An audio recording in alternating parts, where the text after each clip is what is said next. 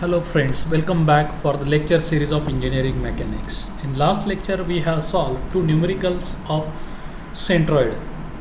Today we are going to solve some more numericals on centroid. This is third numerical. Locate the centroid of the plane area as shown in figure. All dimensions are given in millimeter. So this is plane lamina is given, which consists of the different shapes.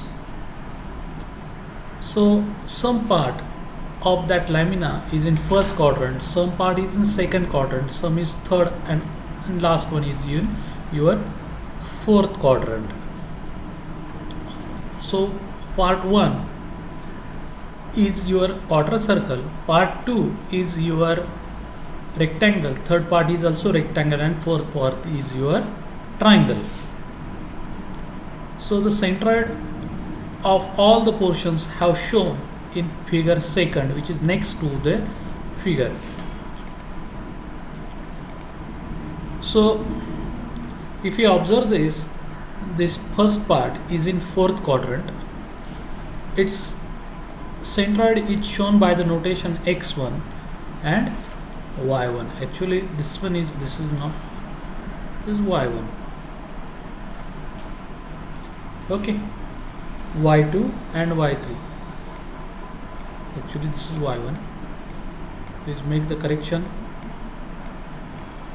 This is y1. It is wrong.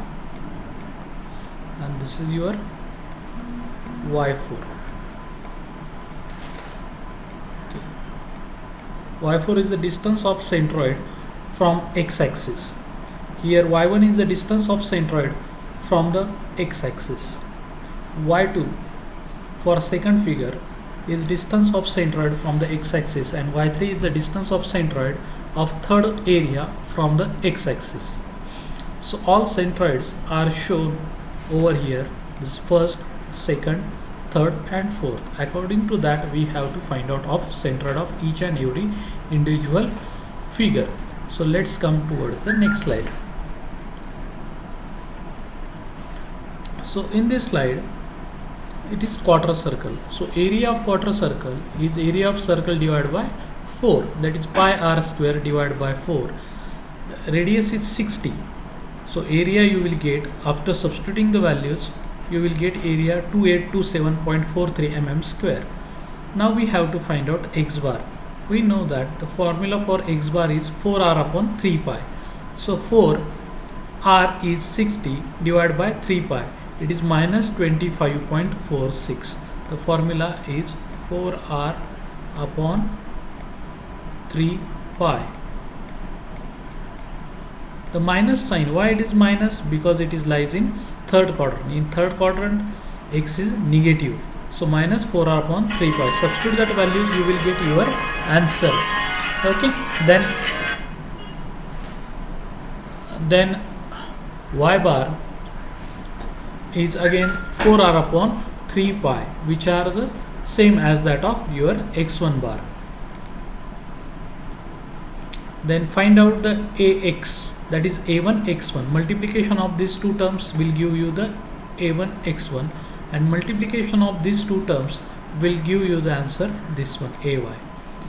Okay. Now this rectangle, again you have to find out the area of rectangle, length into breadth, or we can say b into d. So what is the x bar? X bar is the distance from y-axis. So 60 divided by 2, that is 30. Sign is minus because it is left of the y-axis. So it is minus 30. Similarly, y bar is b upon 2. That is, sorry, d upon 2. That is 40 divided by 2, 20. Very good. 20. Now we have to find out a2 x2. Multiplication of these two will give you the a2 x2, and multiplication of these two will give you the a2 y2. For this is second figure. Now third figure. Third figure is a rectangle which is in first quadrant. It is quite easy. So 30 multiplied by 40 give you the area. Similarly x3 is nothing but the 30 divided by 2, 15, and 40 divided by 2 is y. So a1 into x1 will give you the x, that is a3 x3, and the multiplication of these two terms will give you the a3 y3. Now the fourth figure is a right angle triangle. So area is 1/2 base into height, and x bar is distance from y axis. The distance from y axis, this is the right angle side of this triangle. So 30 divided by 3, that is 10, that is plus 10. And y axis, that is b by 3. This is again right angle triangle. Right angle side is this one. So distance of this centroid is y4 is 60 divided by 3. This is not 60, this is 45. So 45 divided by 3 is minus 15. So 675 multiplied by 10 will give you the a4 x4, and multiplication of a4 y4 will give you this value, that is minus 1.012 into 10 raised to 4. Addition of last column give you the summation of ay, addition of second last column give you the summation of ax, and addition of this column a will give you the summation of a. Now apply the formula. X bar is equal to a1 x1 plus a2 x2 plus a3 x3. Like that you will get your value of x bar minus 16.78 mm, and y bar is summation of ay upon summation of a. From that you will get this answer minus 14.22. So your coordinates are minus 16.78 and minus 14.22. So it indicates that resultant lies in a third quadrant. So your answer is minus 16.78 minus 14.22. These two are your coordinates. This is x and y coordinate. Okay. Now come towards the last problem. Locate the centroid of the plane area as shown in figure. Now in this figure there are the two rectangles or L shape is given whose dimensions are in front of you.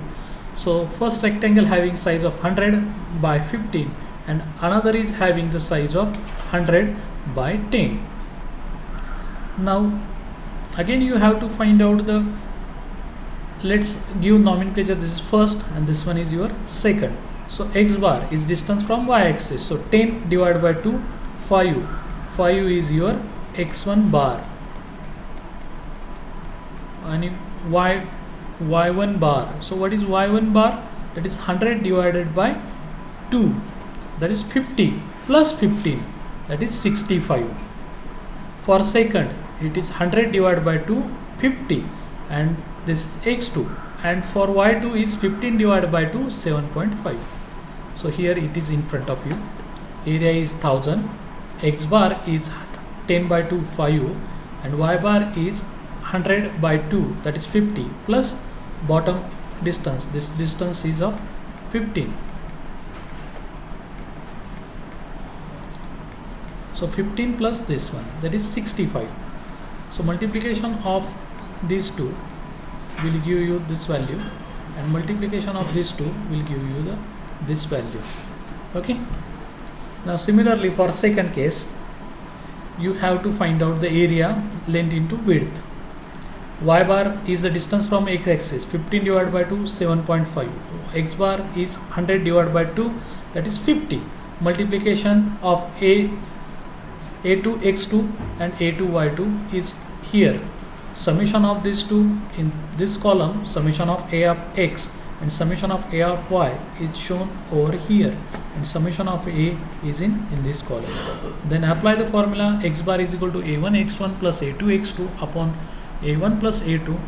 So from that, substituting the values, you will get the x bar, that is 32 mm, and y bar is summation of a y upon summation of a. Substitute the values, 76250 upon 2500, you will get the y bar 30.5.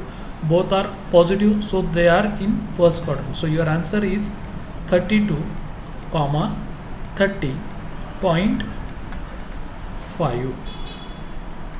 This is your x bar and y bar. Thank you friends for watching the videos. Hope you have enjoyed.